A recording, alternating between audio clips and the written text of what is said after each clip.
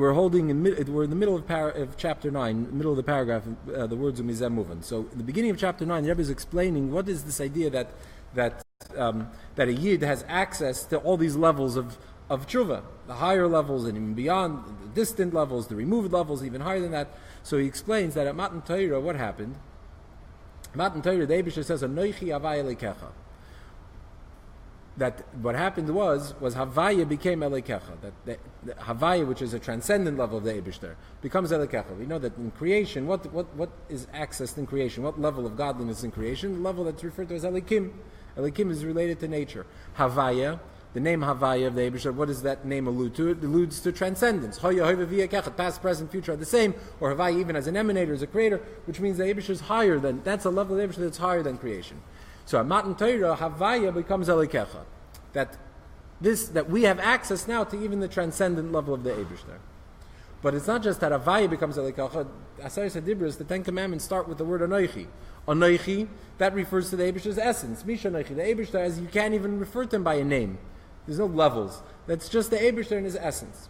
So Anoichi Havaya Lekecha.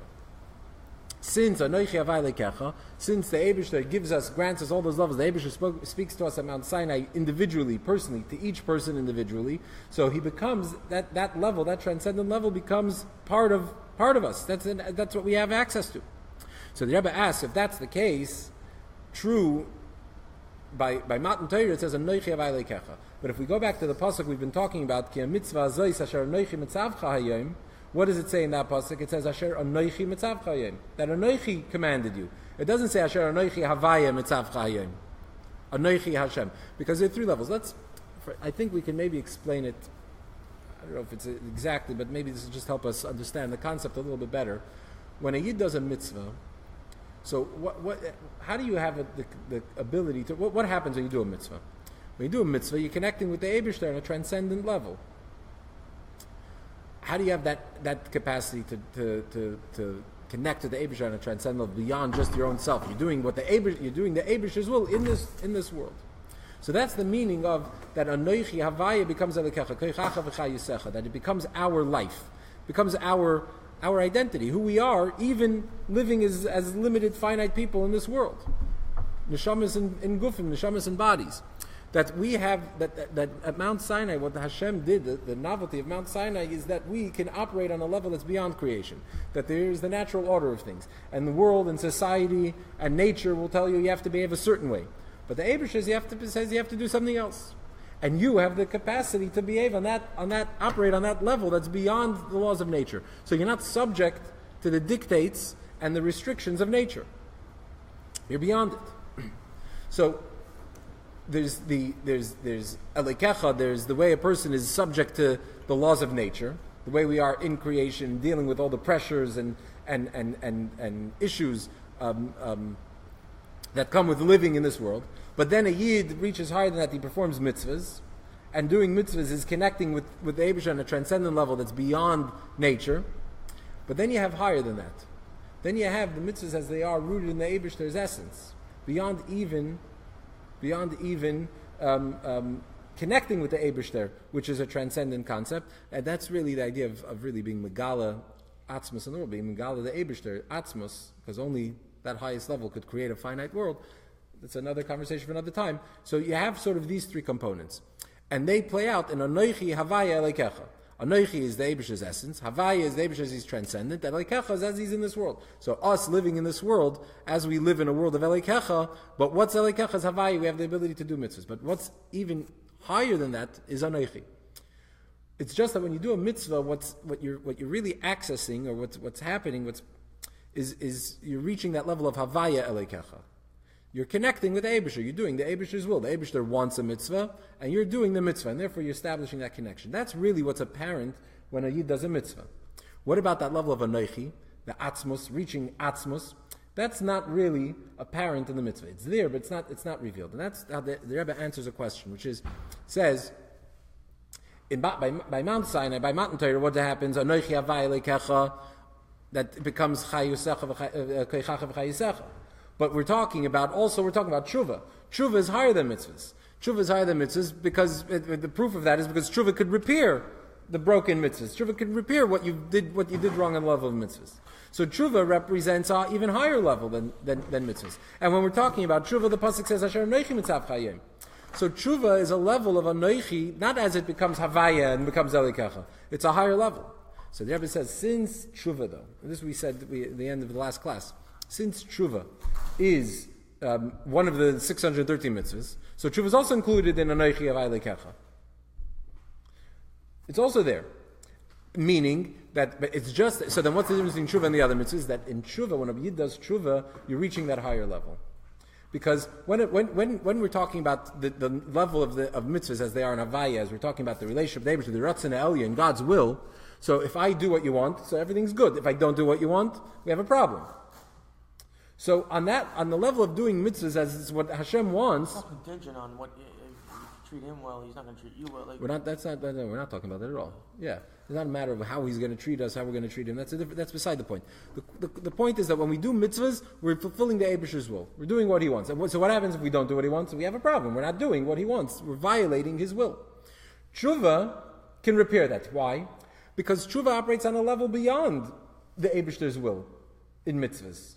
It's as tshuva is in Baal Ratzon. It's higher than the Eibusher's will itself. And over there, what do you reveal when a yid does tshuva? What happens? You reveal the level, the nature of the bond that a yid has with the Eibusher that's beyond even his will, beyond even mitzvahs. So tshuva itself, by its very nature, its very function is to reach that level of anoichi. When a yid does tshuva, what is apparent? Anoichi, the level of anoichi. When he does a mitzvah, what do you see? How anoichi havaya is elikecha. So you don't see the essence so much. You see how Havaya becomes Elikecha. But in Tshuva, what do you see? So Tshuva reveals it. So it's true, it exists in all mitzvahs. Every mitzvah, you're still accessing the Eibusher's essence. It's just that Tshuva, you see it. That's the whole idea of Tshuva.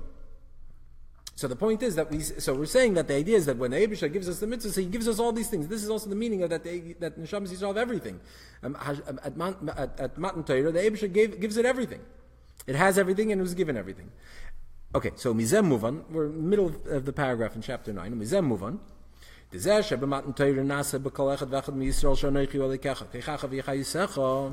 So from this we understand that the fact that by Matan Torah, the Anoichi of Elikecha means that Anoichi becomes Elikecha, becomes your koyach and your chayis, your life force. So this is also true with regard to the higher level, the level of Anoichi that's higher than Anoichi as it comes into Havaya. And when a yid wants to do tshuva, is inspired, is moved to do tshuva, even before he actually does tshuva.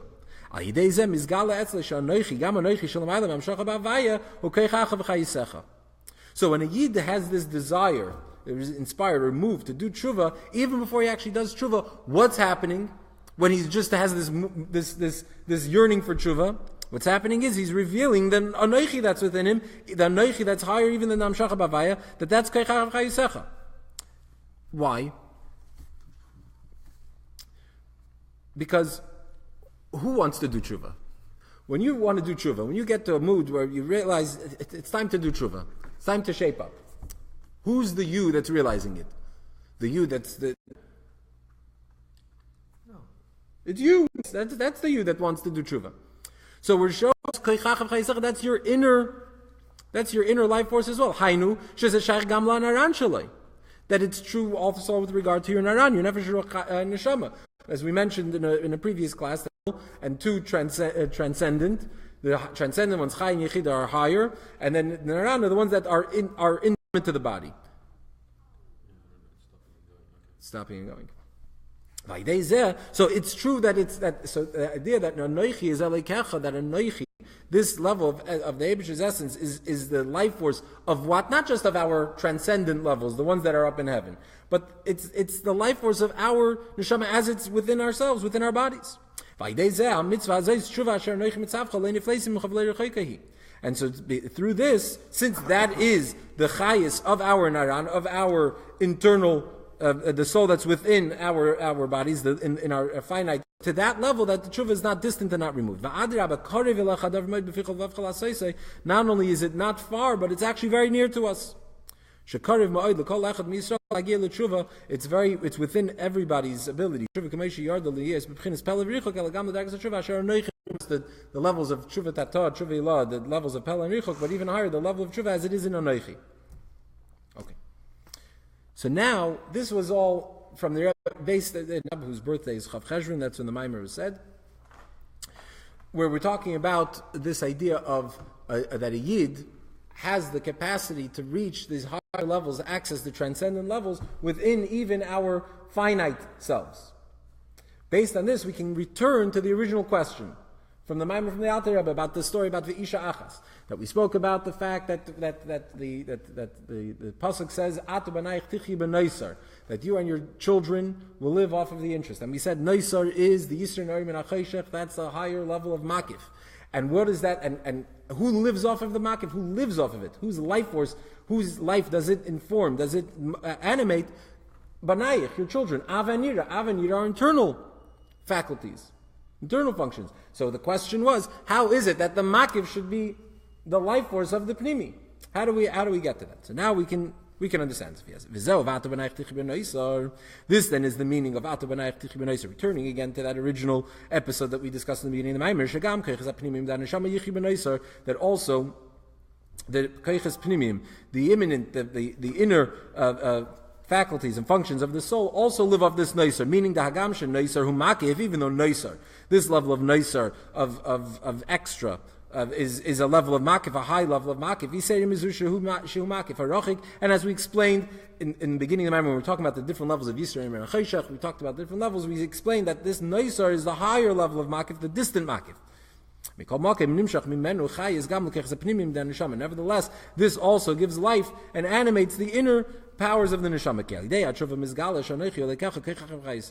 Because through tshuva, because as we said, how did we reach this higher level of Atu b'nayich tichi b'noisar? It was the second explanation we gave from the Alter Rebbe, that Kelim Reikim al Talmiti means that you should think about how you're a Kli Reikon, you're an empty vessel. When we think about our lowly spiritual state, that will then lead to this accessing the level of noisar, this level of high in your empty state, your hollow state. That's tshuva, that we can reach that level. And now we see how that works, the function of tshuva. So we, because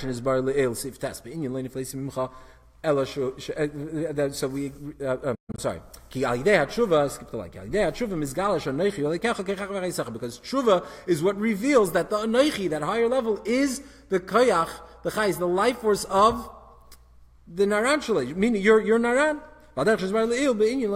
As we explained before about in the previous chapter, that it's not removed from you because it is the life force even of the neshama as it's within the body. Now the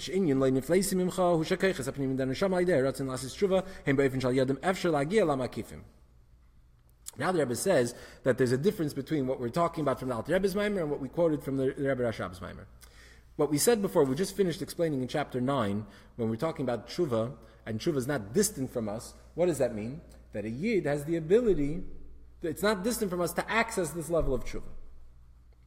So we could reach the level of makif. But then when a person's doing tshuva, what would come out then? When a person does tshuva, what is he doing? He's operating in a makif kind of a way. But here, when we're going back to the Alter Rebbe's Maimer, he's saying something different, saying something even deeper than that. So let's see it inside. The Chiddush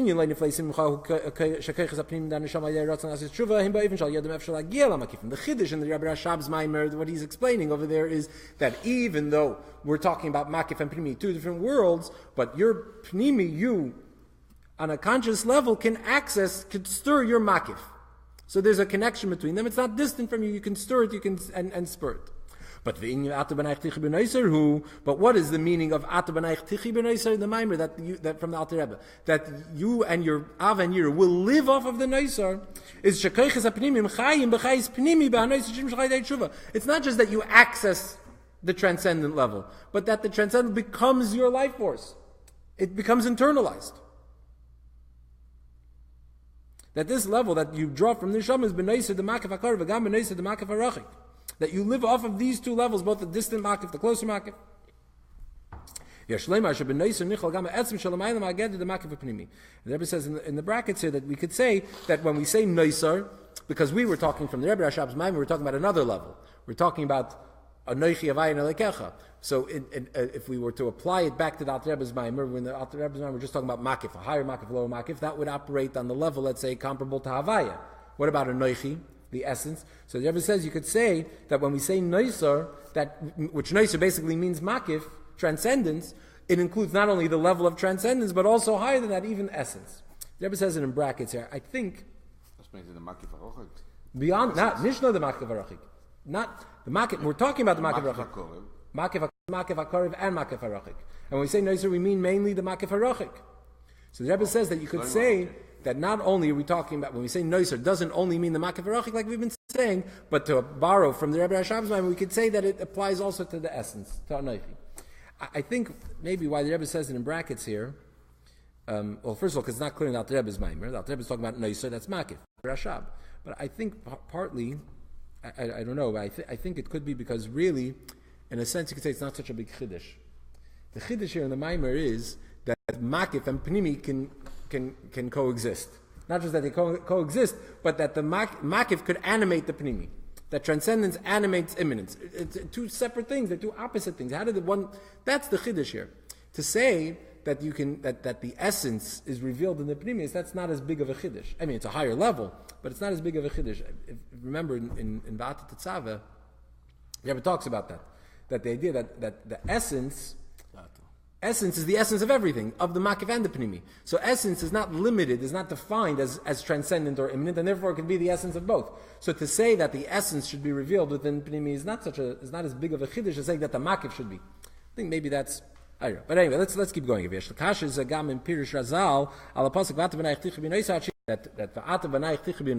Chazal say, but that you will live off the a reference to Tchias HaMesim. And we quoted from Zohar that Tchias HaMesim is Tal, it's a transcendent level. Okay. What's the connection? So the Rebbe says, Ki Tchias HaMesim yechayis haguf me'asoivev. So what will happen by Tchias HaMesim? By Tchias HaMesim, so it says in the Chassidus that of Soivev. Now, the body, which is a physical entity, a physical creation, lives from Hamamale. Everything in the world, all of physicality, all of the physical world is animated by the Malakalam, by the light that's immanent and present, the limited, finite energy flow that's in creation. But when Mashiach stage of Tchias HaMesim, so then it will be animated by Soiviv, by the transcendent levels. Which Soiviv is Neusar, that transcendent level. That the life force of the inner part of the Neshama is Neusar, is that transcendent level. Just as we're talking about now, that the neshama could, and the love and the fear of the neshama can be level of transcendence of neisar. So the same is true. Love when Mashiach comes, not only the neshama but even the body will be that way. Not only that, but the neshama, it says the guf will be higher than the neshama. That the body will be higher than the neshama. The neshama will be nourished, will be sustained by the body. Nowadays, the body is animated life. When Mashiach comes, it's going to be the other way around. The neshama will be animated by the body.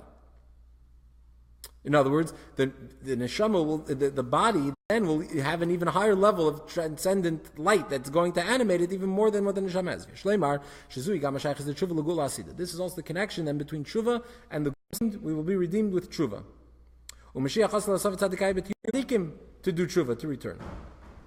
This idea of Ein Yisrael Negal and Ela B'Tshuva, so it's explained in Chassidus that, what does it mean Ein Yisrael Negal and Ela B'Tshuva? That tshuva is like a prerequisite for Mashiach. So we would think, the simple understanding, Ein Yisrael Negal and Ela B'Tshuva, is that we're not really worthy of Mashiach, and so the only way to get Mashiach is to have tshuva. So Chassidus explains, no, that's not the meaning. That it's just that because we're not worthy, so we need to have tshuva in order to deserve Mashiach. Tshuva is a component in Bias HaMashiach. Tshuva is a necessary ingredient and step in Mashiach, whether you need to do tshuva or not. And that's why Mashiach will have tzaddikim also do tshuva. Why? Because what's tshuva accomplish? It draws a transcendent life force and energy into the immanent, into the finite part of the person. As we explained, that's the idea of Atam and Achtiv V'Shleimus, the Gula Asidi b'Tchias HaMesim. What's the ultimate completion and perfection of Mashiach coming? Is Tchias HaMesim, which is Shekachayis Haguf Yem HaSever.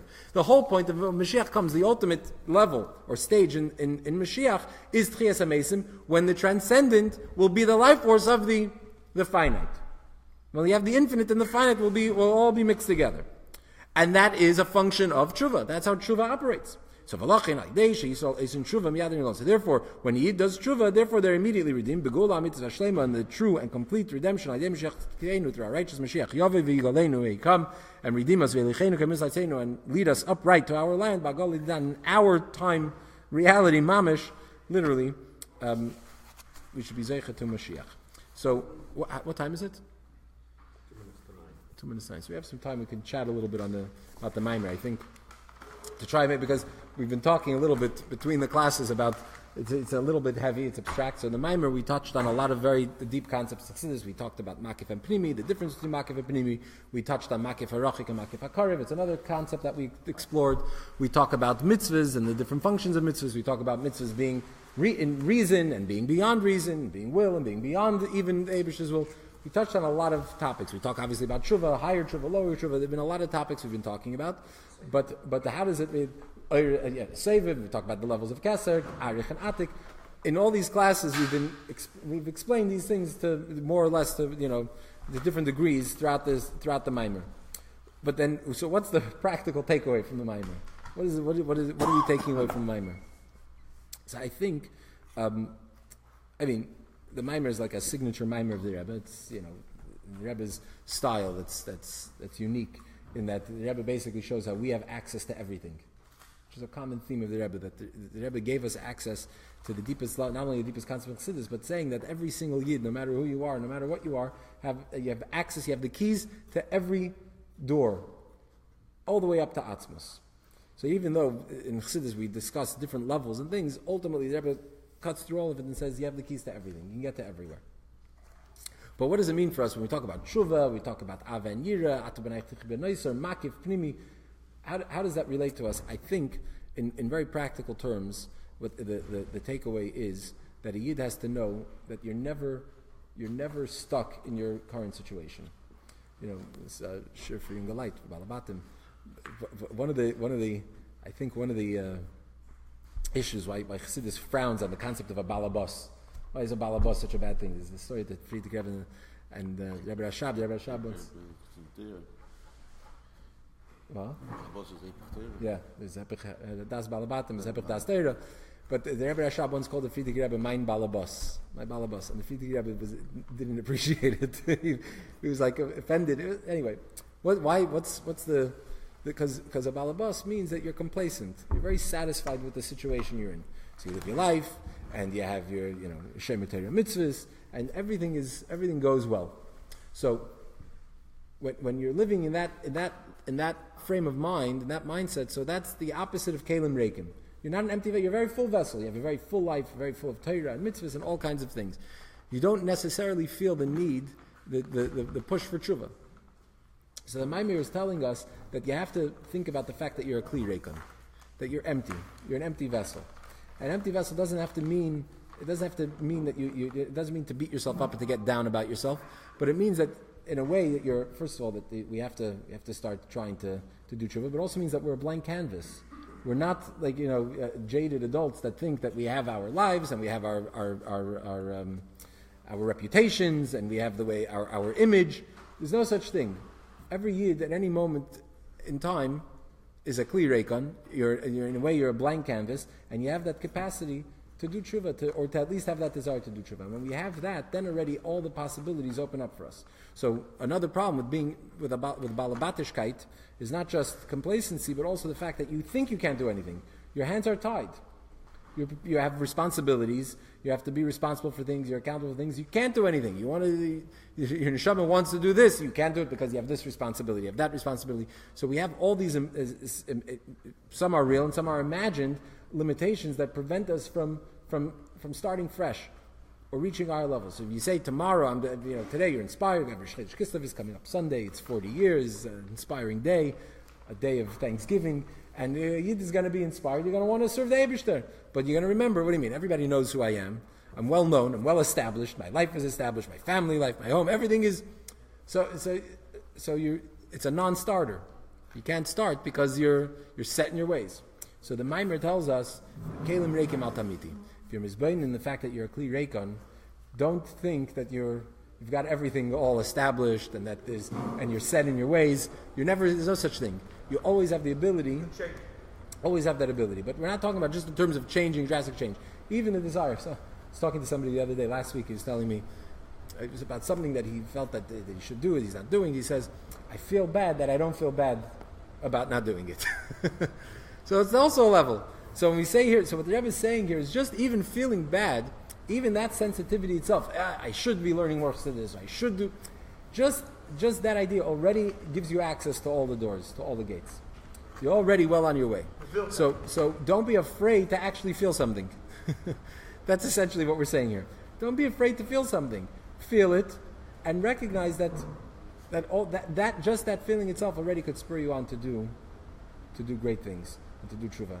And when we think about it in those terms, it's not as scary, it's not impossible, and if we can have that attitude, if we can adopt that attitude on a regular basis, then we will steadily improve and we will steadily become better, and ultimately we will find that that our daily lives will be filled with this idea of serving Hashem and suddenly reclaiming that passion and enthusiasm for Yiddishkeit. Make any sense? Yeah.